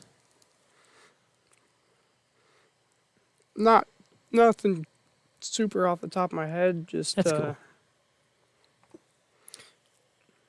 I don't know. Riding bikes is cool. It's a good way to stay active. It can be as chill or as crazy as you want it to be. I think you've said something similar like that on here about action sports. Like, it's only as risky as you make it, which can make it for everybody. Honestly. Yeah, it's great. I love it. You don't got, like, when I say you have a message, you don't got to give me some epic shit. You can just be like, yo, bikes are sick. Like, yeah. Word. I like that too. Not everything's got to be super serious. But if you get sponsored, you should take it a little bit serious. Yeah. And then talk to your sponsors. Nice. Excuses are the enemy of progress and success, says Real Static in the chat. So there you go. That TV, it goes to sleep mode after like an hour, and I don't have the remote, so I can't fix it. So I get the secondary monitor for the first hour of the show, and it shuts off. Dang. So whatever. Well, Tanner, thank you for being here. Yeah. Good times. I think it's a good insight about being sponsored and what that was like for you, although other people's experiences may differ. Oh, I'm sure. But I think this lays a good foundation for other conversations, and hopefully we can get some people on here. It would be so sick to get Jay on to talk about. I mean, that dude has done so much in BMX. It's crazy. I mean, he lives in Barcelona, so the odds of him getting on are very slim. But maybe once he gets fired, it'll be easier. Just kidding.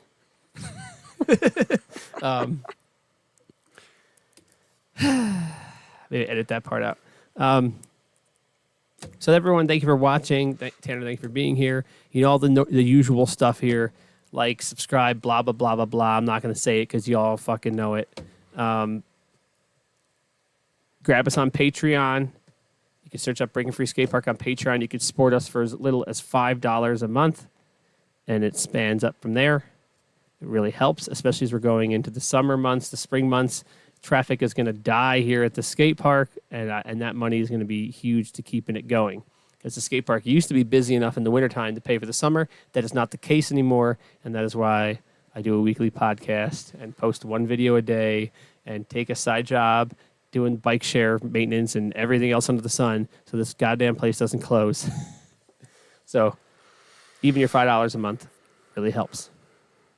Also, spring break's coming. We're opening up early the whole week of spring break. That would be April 14th, I think, 2 weeks from now. Friday, which when this uploads, it'll be the following day. We're doing our first open mic night at the skate park. We're going to do open mic night the first Friday of each month. We have a stage set up with a microphone. You can come in. You can tell a joke. You can tell me a story. You can sing a song, bring your guitar, whatever. So that's another thing we're trying to reach out to another community and just see if we want the skate park to be like on a kind of like a hub for everything, for community.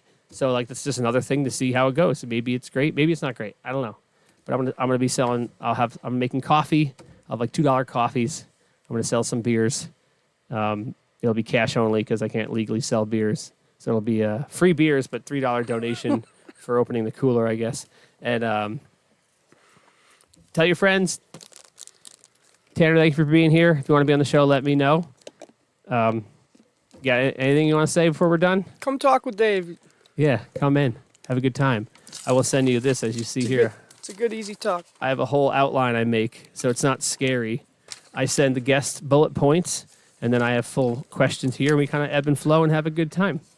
And the show will transition to being an hour earlier come May, because I go to summer hours. I close at 9 and not 10, so I'll be able to do the show sooner. Cool. And I'm planning on doing some live shows. Wait, they might not be live. I'm going to do some shows in other locations. I have a portable power unit, like a 2,000 watt hour power unit, and I'm going to go down to Rock City Skate Park one night, set this whole fucking thing up, not the lights though, and we're going to do the podcast like right there. That'd be cool. So we'll try that and see how it goes. So thank you for watching. Thank you for listening. Tanner, thank you for being here. Knuckles right there. I'll see you guys at the skate park later. You know the deal. Keep grinding.